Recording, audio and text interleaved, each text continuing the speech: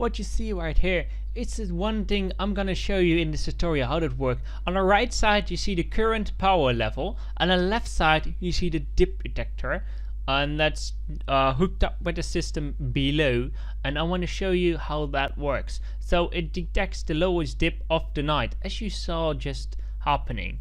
The lowest dip of the night was 67%. When it's day and the accumulators are fully charged, it would reset, as you just saw.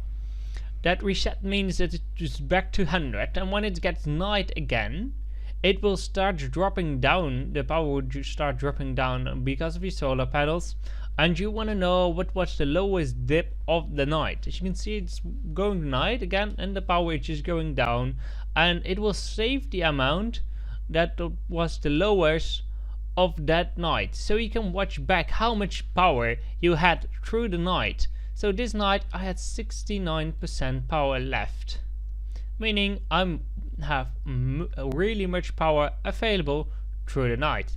But for now, let's crack on with a tutorial how to build this thing, because it's pretty useful if you ask me.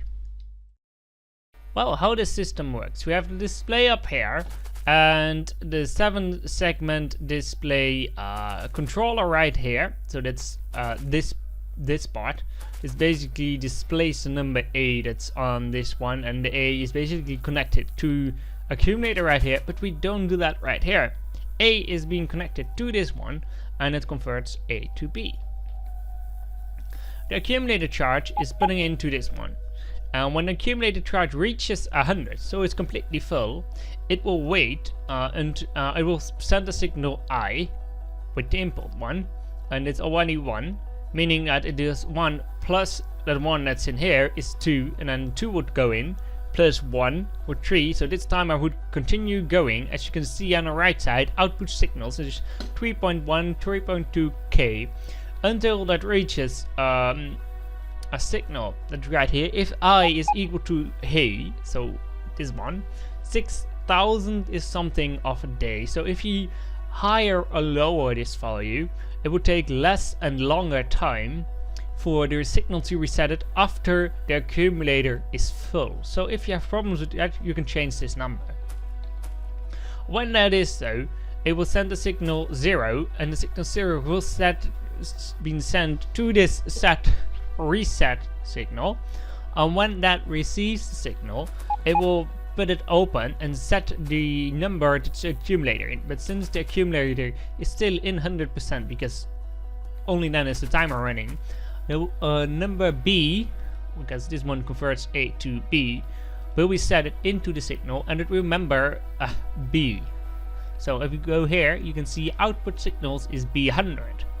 B100 is converted in here to an A signal, and that A signal is put it into the system. This arithmetic combinator could be removed, but that would risk you from having more stuff in the set reset, because this one sets everything and reset everything that's been put it into. And if you have signals like the signal green that's just right there, you don't want to have that in your system. So you don't want that. If you want a tutorial further on this system, there will be one in the I will make one in the future. And if you're from the future, you can just click the video, go down the comments and click that link right there, or click on the little icon on the right up if I haven't forgot, or just ask me about it, look at my channel or whatever. But we are now from here, so I'm just showing you how to build it. Just I have all the stuff on my inventory, so let's just start building it a little bit. There is a blueprint string. You need a blueprint string mod available in the description, at least a link to what it is. So just plump down the things like I just did right here, then start with the green wire going to the exit of this combinator, going up, going right, go down and go down. This also needs to be connected to the accumulator, but I don't do. Also connected to the accumulator. That green signal. So that's one loop. Then we need a second loop that goes out of this one. You can see it. I just zoomed in pretty far so you can see it easier. Into this one and into the back of that one and connect it to this. Then for the red one, we need to now do the reset stuff. This one going out of this middle one and going to this decider combinator. That's one red wire.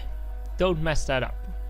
Then there's also one from the decider combinator to the back of this decider combinator to the front of this decider combinator, and then going down and to the arithmetic combinator.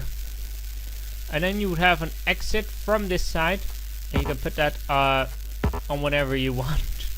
So that would be your exit. Let's make us our exit right there. I will make the exit green in this case, because this system only allows, this display system only allows a green wire to be the input. Otherwise, the colors on the display would not work. But you can, of course, choose your own if you hook it up to something else. And if you don't want to display, you can also hover over this power pole to see the number. That's like this power pole, but this one has not been set because it needs to be set and reset, so it would take up a day. Or you need to set it manually, or just do some things with it. So for the constant combinator, you need an H signal and an I signal. You need an I1 signal, and the H signal would be the signal when to reset after the accumulator is full. This many ticks, divide this many ticks, and a tick, there are 60 ticks in a second. So if you set it to 60, it will wait 1 second after the accumulator is full to reset the system. So if you make that 600, it would take 10 seconds. When you make it 6000, it will wait 100 seconds, I think, something like that. Doesn't matter. You can set it.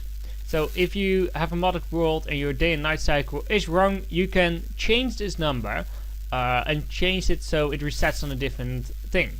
Then we say if A is exactly 100, then you should output I and the input count. So that's for this decider combinator. Then we have one on top, this one, so it would be there.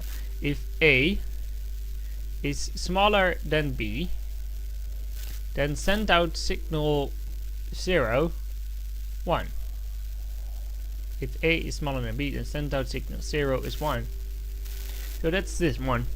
Then we have one below that says if A is plus 0 is B. So A plus, you might be wondering what is this, but this is basically the way how we're converting. So A comes in, B comes out. So it will set B to A and that kind of stuff. Then we have the one below, that will be A is H, and then also outputting 0, 1, 0. So if again, what was if A is exactly the same. So the clock number that's right here is the same as the time you set it. So it needs to reset at 6000k. If the timer reaches 6000k, 6000, then it will send the 0, 0, 1. So output 0, output the specific value 1 to reset and set this loop. Then we have a few more. Then we have this one that would need to be if 0 is smaller than 2, then output everything and input count. So if 0 is smaller than 2, then output everything, input count. Don't forget everything and input count. Don't get it wrong. For the lower one, we would use if 0 is the same as 1. Then also output everything on the input count. Then for the lowest one, we would do B to A conversion again. So if B plus 0, I do a plus because I think it would take the least amount of calculation from your CPU. So if A input B plus 1 and output in A, then this one will output the number A. So let's set Let's see where it is right now. It's already too high, so if you just set this one to be like that, maybe it will reset. We can trigger it. No, it's already at 7,000, so make it 7.2. Input signals, output signals. Oh no, that's 7.7. Now we would send a signal. No, it doesn't matter. You can change this value for it. But that's how to set up the signal. If you want a tutorial on this, and this again in the description, the IO cone will be soon, but that's how to make this. Also, we'll just blueprint the stuff for this, so you can hook that up. But for now, I want to show you my designs that I came up with to test this baby, and this is all you see right here. This whole screen is basically what I used to create this and test it and make it as small as possible. And you can see it here running and working, and there's just some random timers doing stuff, but that doesn't take to make such a small and good system. But for now, I want to thank you guys for watching this tutorial. Subscribe if you want to see more, and leave a comment down below to tell me what you think of this and what I should do better. But for now, thank you guys for watching, and I hope to see you another time soon. Oh, and just a little quick note, side note. If the signal is not outputting like this one, the red wise, it's just not outputting anything. If I put them down the pole, you can see it better. It's not outputting anything. Just made a constant combinator, hook it up with a green wire to the middle green circuit, and then send a signal 0, 1 to the system. Then you remove the constant combinator, and the system is working.